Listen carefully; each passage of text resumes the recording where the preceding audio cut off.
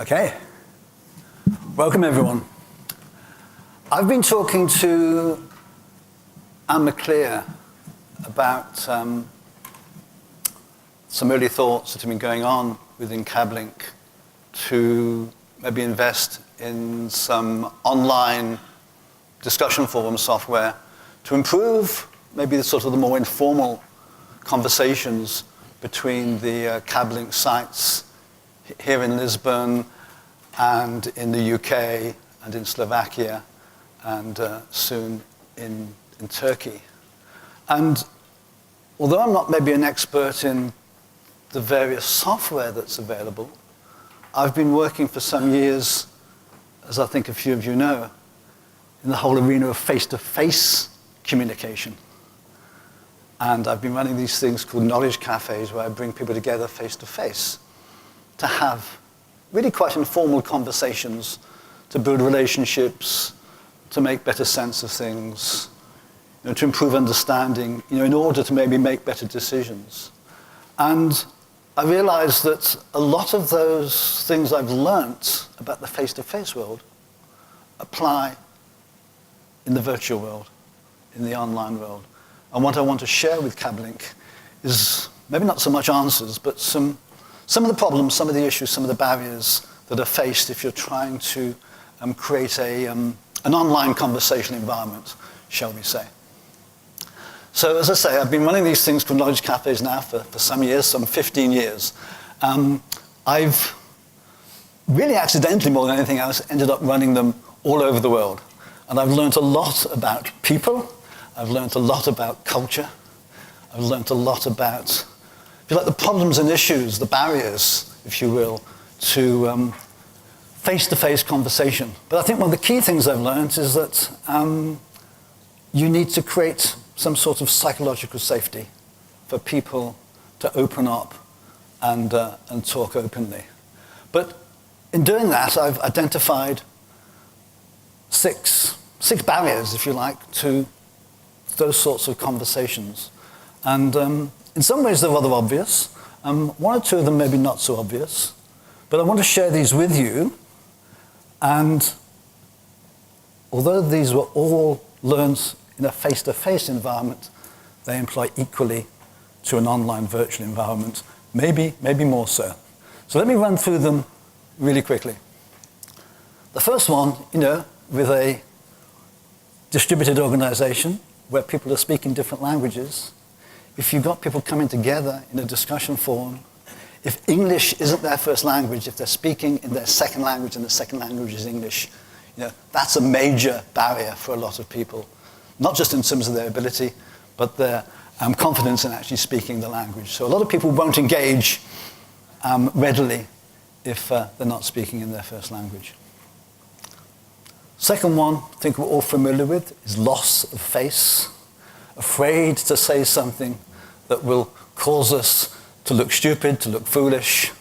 And the fear of dominant people, actually putting you down. I know we don't all suffer from this, but many people do. The third is an interesting one. And that's the fear of causing someone else to lose face. A lot of people have a problem asking questions in situations if they're afraid that the person they're asking the question to, especially if it's a more senior person, can't answer the question. Or they think they might not be able to answer the question, and they cause them to lose face. That's another interesting barrier. The next is a very common one, and that's deference to authority. A lot of these issues I've experienced more in the Asian cultures, in Southeast Asia, in Singapore, Indonesia, Thailand, China, where they have a really kind of quite inbuilt deference to authority. I've been in workshops. I can think of one in Singapore. It was a 2-day workshop. The first day, there were two people in the room, two quite senior managers actually in the room. And it was as if they weren't in the room. They sat at the back. They kept quiet. Even in the coffee events, they sat in the corner on their own. They were they weren't part of the workshop. Interestingly, the second day, it was as if they were two different people. They were fully engaged, they were laughing, they were joking, they were asking questions, they were interacting. And at the time I hadn't realized what the issue was, and I'd asked one of the local Singaporeans who had organized the event, what's going on? And he laughed and he said, don't you realize their CEO was in the room yesterday? There was no way that they were going to stand out in any sense at all. They were just keeping a very low profile. And I know in our Western culture that's not quite so dominant, but it's still there at times. So deference to authority. Humility. Who am I to ask a question? Who am I to have an opinion? That's quite common. And the last one, which I think is a very interesting one, is culture.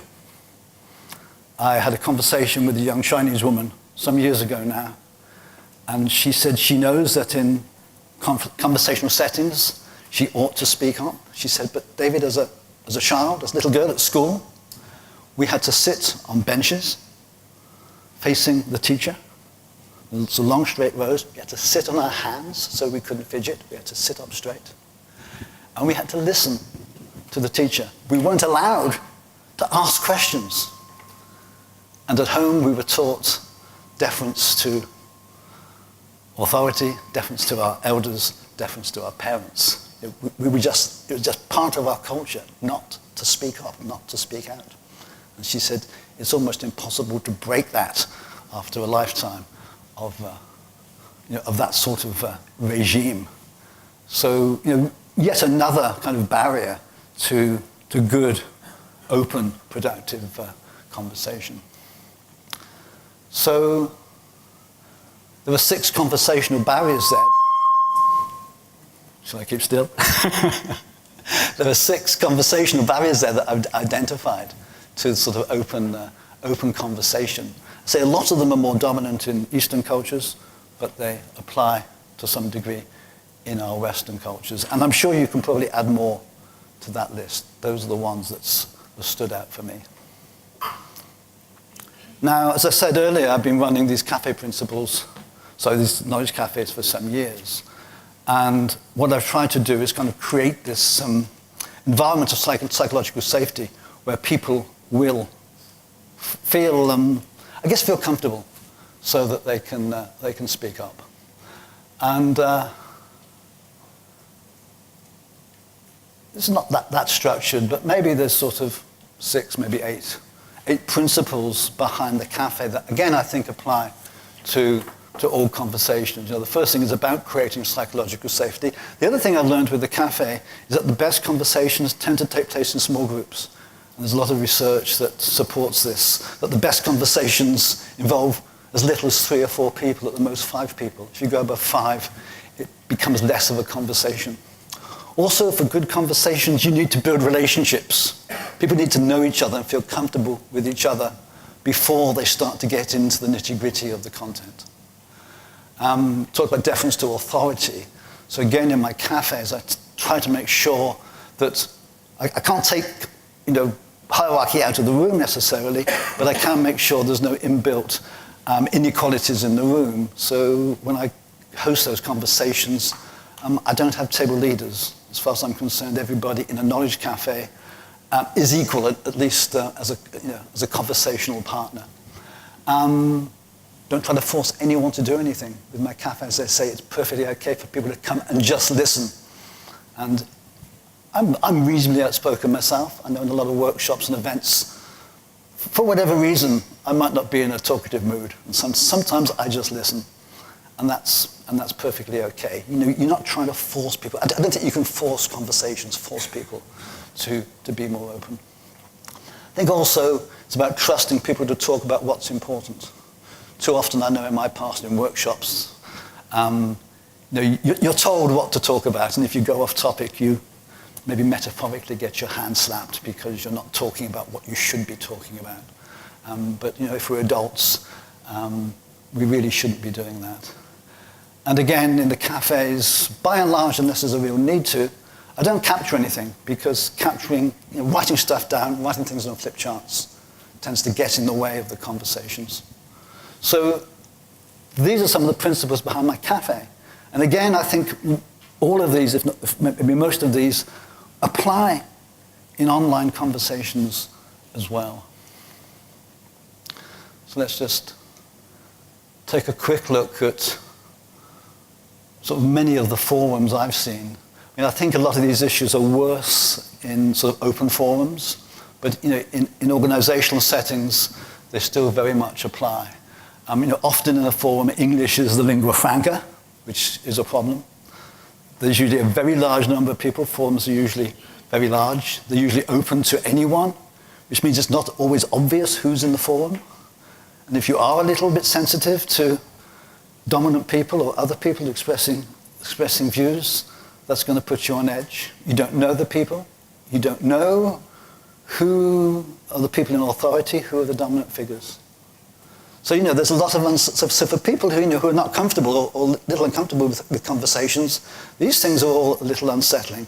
Of course, everything's recorded. So if you say something out of place, you can't later defend yourself by saying, well, that wasn't quite what I meant, or I didn't quite put it that way. They can point to it and say, you said exactly this. So this all works against open conversation. And you get this 99 one law that you often see referenced. So in any forum, 90% of the people are just lurkers. They don't engage in those conversations. They just not listen in, they read in. 9% engage just a little, infrequently. And you probably just get about 1% who actively engage. And so, this is not terribly equal. You're not really bringing people in to the forums and maybe getting the sort of communication that you're looking for. So this is sort of the properties of the forum. And then the conversations you see in a lot of forums, again, are not really conversations in sort of the face-to-face sense. People often post very lengthy monologues. There's a lot of grandstanding where people are trying to make themselves look good rather than really engage in an open conversation. Any differences can quite very quickly turn, well, at best debate, at worst into argument, and it can get a little nasty at times. I'm sure many of you have seen that in different forums. When you're writing things in text, it's also very easy to be misunderstood because there's so much context and so much nuance missing that's normally there in a face-to-face conversation. And once someone's misunderstood you, it's very difficult to correct it. It's very difficult to correct those misunderstandings. So there's a lot of issues, a lot of problems, I think, with traditional discussion forums, text-based forums. That I say I've got a lot of parallels with face-to-face conversations. I'm not really here with a solution. I'm just really pointing out some of the issues and some of the things that need to be thought about. But I've just listed some of maybe the more obvious ones here. Having specific language forums will help those people where English isn't their first language. Maybe thinking about the hierarchy as to who's involved in the conversations. Ability to edit or delete posts. Not storing the threads for too long, maybe a little bit like Snapchat or Instagram stories. So these things, these little conversational threads last for a day or two before, puffing away into smoke. So then it's more like conversation. They're ephemeral. They're not there forever. I'm thinking about bringing people together in smaller groups, more intimate groups. Even if people come together for small discussion group conversations, rather than letting anybody join, setting up some sort of mechanism where they need to ask for permission to join. So I've just listed some of the more obvious things that you could do to, if you like, make it easier for people to open up and join in online discussion forums.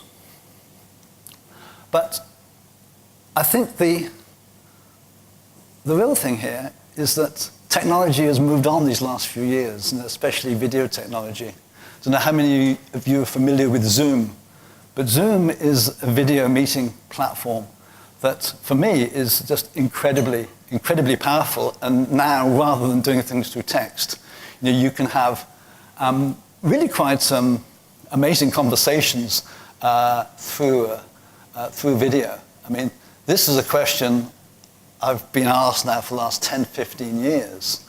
And up until I discovered Zoom about a year ago, the answer was always, you can't do it. You can't really create that face-to-face kind of environment online.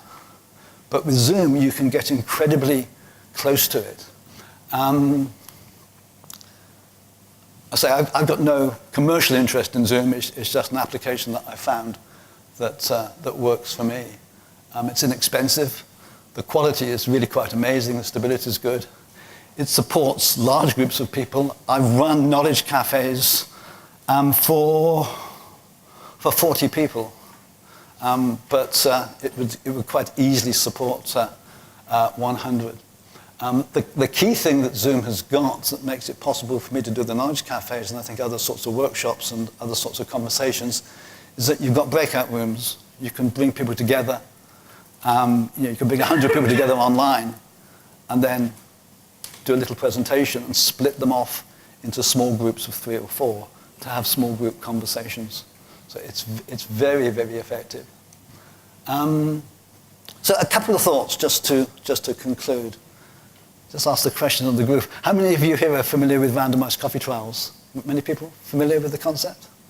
Just 1 or 2. I think this is just one of the most exciting things I've discovered in the last few years. It's such a simple concept. It was invented by an innovation charity in the UK called Nesta. I won't go into the detail, but basically they set up a system where each week, or maybe each month, doesn't really matter, they take 2 people from the organization and they match them at random, and they give them 30 minutes to have a coffee together sometime that week. And this could be a senior manager with a new starter. It could be people in different countries. The coffee hasn't got to be face-to-face. It could be virtual. So a lot of organizations are doing this, and a lot of them are doing it via Skype. It's a very simple, inexpensive way of improving internal communication in the sense that people are getting to know each other better and understand the organization better because they're getting to talk to a broader range of people in an informal setting, because the key thing about the RCT is that people can talk about what they wish. They can talk about organizational issues, or they can talk about personal issues. So the whole concept of RCTs are well worth looking at. So to conclude, I think I'm really saying think twice about text-based forums, and if you're going to go for that, think about carefully how you're going to implement them, but take a really close look at Zoom and what you can do with Zoom. So let me stop there. I've probably run over a few minutes, have I not, Anna or Sam? Yes, you have a little bit, but it was interesting nonetheless. Okay, good. And we will be experiencing also the Knowledge Cafe later during the conference. Yes, yeah. So we have to skip questions for now. Oh, okay, I'm sorry. But this was a conversation starter, as always. Okay, good. So we can have conversations during lunch or coffee. So thank you. Okay, Thank you very much.